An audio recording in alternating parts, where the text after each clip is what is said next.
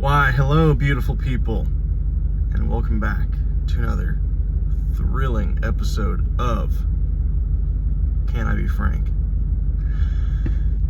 Recently, a lot has been happening, as most of you know, and God has truly put His righteous works on me and my family to test us, to strengthen us, to make us better. And personally, I believe that it's working. And I wouldn't have it any other way. I think that's true. Update. I sold my Jeep last night. So if you're the lady I bought it from, I'm sorry. But I sold it last night. So a lot of you are going to want to know that. But one thing I've learned through all of these trials and oppositions that I've come across is how important having mercy and grace and love for other people is. So, I'm not typically a very merciful person. I'm a patient person, not a merciful person. So, when someone tries to make a joke to me that they themselves don't truly understand what they're saying, I don't let them have it. I'm not very good at it. So I typically just say, I make them make it come out. I'm not very good at it, and I'm not very good at having mercy for people. So I'm a patient person, not a merciful person. Two very different things. And I gotta learn the definition. So God calls us to be merciful, even when the person that you have to be merciful towards has not necessarily been very kind to you. That's difficult. Another instance in which where you might want to be merciful is you're at work and you make a pretty good decision, and depending on what you do, if you work in a restaurant, you work in a kitchen, you launch a new menu item that sells like hotcakes, and you ask if you can put it on the menu, and you do, and you put it on the menu, and it sells crazy, and whoever your boss is freaks out and says, fantastic job, I want to give you a bonus, whatever, I want to give you a pat on the back, whatever you might consider a bonus would be. I want to give you props for it. But a coworker comes up and says, well, no, he didn't make that recipe, I made it. And for one way or another, they get the credit. You don't know what they're going through. They could want that credit because they have pain inside. They could want that credit because they're going through something and they could use a little affirmation. They could want that credit just because they want to move up higher in the ranks. Could be anything. You don't know what they're going through. I don't know what the other people are going through. And it's taken some work for me to realize that while I'm going through some stuff right now, and it's difficult, and it's tough, and it's painful, and it hurts, boy, it hurts, there's a pretty good chance that whoever they are, they're going through something more difficult than you. They're going through something more difficult than me. So I typically like to go about my day just assuming that whoever I come across is going through something worse than I am. And that's a really good way to be, because that means you're never going to be too judgmental of somebody. Now, a lot of people these days are saying that judgment is a bad thing. Being judgmental is a bad thing. Not necessarily. Being judgmental and coming to a negative conclusion about someone is a bad thing. Being judgmental and criticizing someone when it's not your place to criticize them is a bad thing. Take police officers, for instance. If they weren't judgmental and they weren't observant of other people around them, they would get killed a lot more often, and they would get in sticky, nasty situations a lot more often. When you are a police officer and you roll up on someone who appears to be doing something pretty sketchy, you can't walk up to him and assume that he is a grade A citizen just because you're supposed to not be judgmental. It doesn't make any sense. It's their job to be judgmental and to be critical of other people around them. They're not trying to be rude or unkind or mean, but they're doing it to save their life and to potentially save yours too.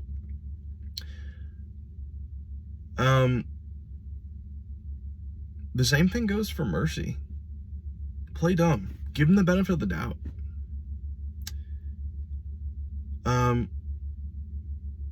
That's for police officers. For us, it is in fact okay to be judgmental. That's okay.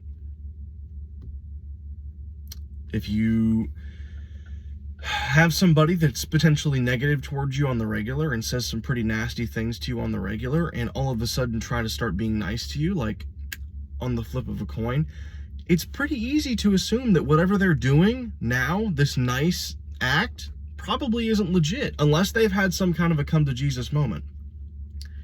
However, mercy is also important. You have to leave it up to judgment for when it is time to be merciful and when it is time to be defensive. Most of the time, mercy is correct because God starts off with mercy. Jesus was merciful. He was merciful to Peter after Peter denied him 3 times, denied ever having known him. I've done that. I've denied that I knew somebody. I've denied that I was in a position. I've denied that I was in a connection with someone. And I denied it so much that it tore a relationship apart.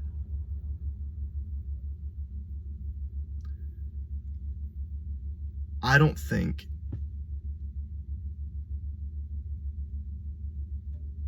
think being merciful, first off, is important. Of course, if you're second, third, fourth time offender, it starts to come to notice they're probably not going to change in any time soon. I should probably stop being merciful and getting hurt. There you go. Golden rule, or the gold standard, merciful and mercy comes first. It just makes sense because that's the way Jesus did it. You ever heard the saying, fool me once, shame on you? Fool me once, shame on me. Well, no, fool me once, shame on you. Fool me twice, shame on me. It's true. If someone hurts you once, shame on them. They caught you off guard. They hurt you, whatever. If they're able to do it twice, that's on you. At that point, it's probably about time to stop being merciful and to start wondering, how can I help this guy? How can I help this girl? But always lead off with mercy. God calls us to be merciful. And I gotta tell you, it's hard for me, especially in this day and age when everybody seems like they're out to get you. It seems like everyone is out to get me and my family. It is just hard making a buck. It is. I gotta tell you though, the more negative I am towards people, the harder it's gonna be for them to want to help me.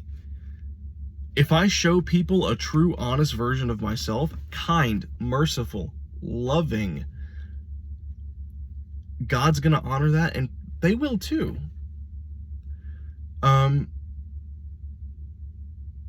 Leading with love and mercy is almost always the best move. However, another interesting point, you can lead with love, but have your guard up. You can lead with love, but have your guard up. Take someone, for instance, that you don't particularly trust, you don't like them very much, they don't seem particularly very nice to you. You don't have to brick wall them if they want to talk to you, or if they want to say something to you, or be kind to you, or whatever or it might not be kindness, who knows, or be nice to you. There's a difference between nice and kind. Lead with love. Speak back to them.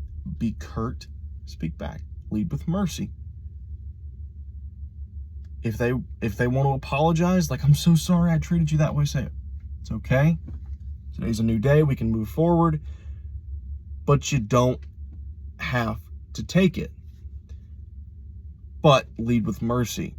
That's my thing. I have a hard time leading with love and mercy as well as defending myself. So what happens when I want to defend myself is I get angry. I put a guard up.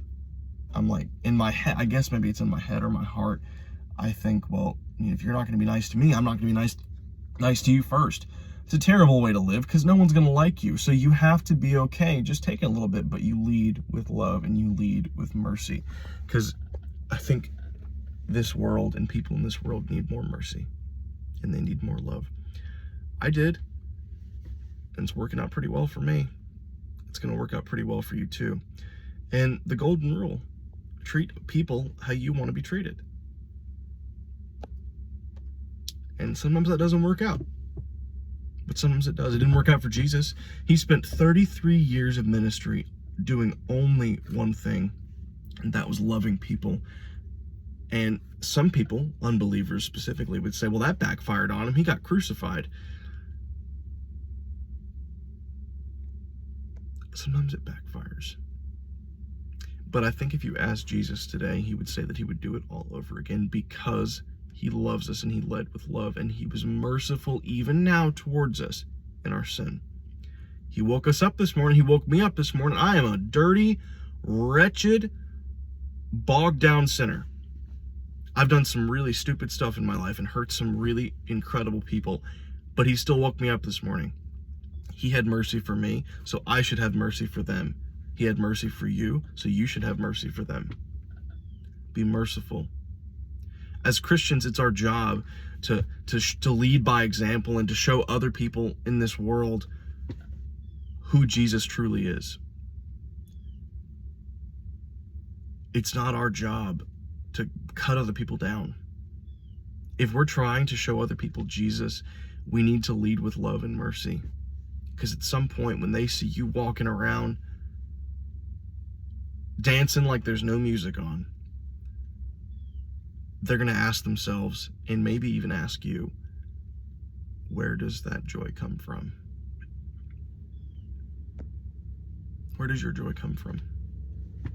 Mine comes from Jesus. True joy comes from Jesus. Happiness comes from other things, but true joy comes from Jesus. And that's why I'm able to smile through opposition today. Like my last video, faith through opposition. So choose mercy and choose love today, my friends. I love you all, and I hope you have an excellent day. And lead by example. Show somebody Jesus today. At work, at school, at a stoplight, at the checkout line at the grocery store. There's no such thing as too much mercy, too much love, or too much patience. God is a good defense attorney, and he's got you guys, and he's got your back, and he's got mine too. I have your back. I love you all, and I hope you have a fantastic day. Bye, guys.